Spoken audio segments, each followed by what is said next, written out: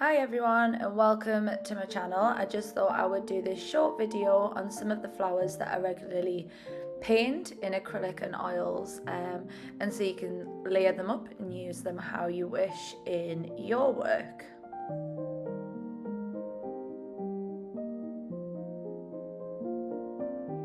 So for this one, I'm going to focus on acrylic paint. I do paint in oil paint and also using watercolours, but I thought I'd focus on acrylic as I think that's something that is quite widely used. So first of all, I'll show you how to do a quick foxglove. So you'll notice that I'm mishmashing some different clips together because I recorded all of them at once, but hopefully you can follow along. So here I'm just using dioxide purple and sap green. And first of all, just doing these kind of rectangular blobs all the way up the stalk with the darkest colour, and then going over with a light layer. So I just mix it with white, or you can mix it with a bit of light pink, whatever it is to kind of show the highlights. It's just building up those layers. And I really like them to look messy, so quite rough looking, because I like to see the layers in the brush strokes. I think it makes it interesting to look at.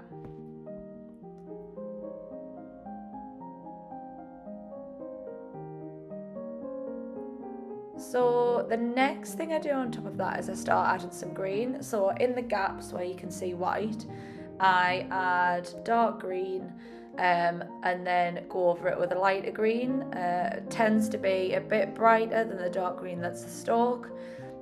So adding some yellow to the green, or using golden acrylics green gold.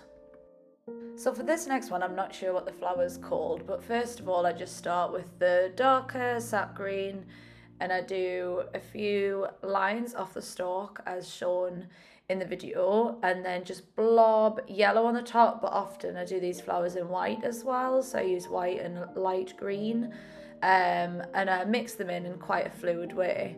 And then I'm just adding some contrast colours to show some depth in the flowers. So you could use greens, you can use reds, you can use oranges, anything to give that little bit of contrast to the flowers.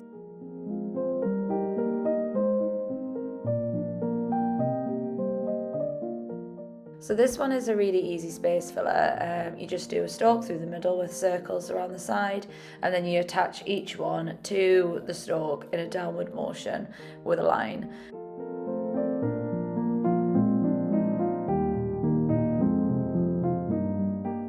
I then use yellow or lighter green and put little highlights on it, or you could put lines or little shapes, anything to give it a bit of depth. So this is a plant you'll often see me use as a space filler as well. It's like a poppy bulb, and it has little frills around the bottom and frills around the top where the stalk goes in and where the buds come out of the top. And I tend to use some rose sienna or browns, reds to go with the bulb and to go with the greens, just to make it a little bit more interesting. This is a flower that I use all the time, so it's kind of like a daisy flower, but obviously you can get loads of different types of them. And for this one, you do have to move the angle of your brush to get the petals in the right direction. Here I'm doing a white version, so I tend to use like Payne's grey to bring the detail out, or you can do them in yellow or anything like that. I then use a darker warm colour in the middle, or whatever contrasting colour you want, and I dot it on along with some other colours. So sometimes I add red, sometimes I add your ochre yellow, anything to make the middle bit look more interesting. And often I add little details with pens at the end. So I've got some acrylic pens and some pencils, and I use these to add details to the final flowers. So I tend to do these really relaxed, just dead, loose lines, and it just gives that a little bit more detail. Often I'll use dots or circles to give details, or anything to kind of draw the stems and the stalks and the veins on a plant.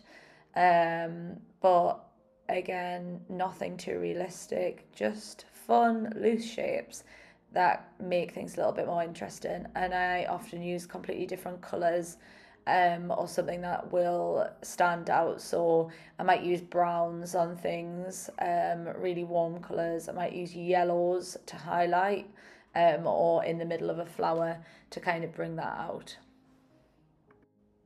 So here are some close-ups of the flowers, so you can see some of the details on there. You can do as much or as little as you want to these flowers. Sometimes bigger brush strokes and less detail might go with the style that you're doing, and then sometimes more detail would go, depends on the painting. But hopefully this was useful, and I'll be making some more videos, so don't forget to like and subscribe as it really helps my channel.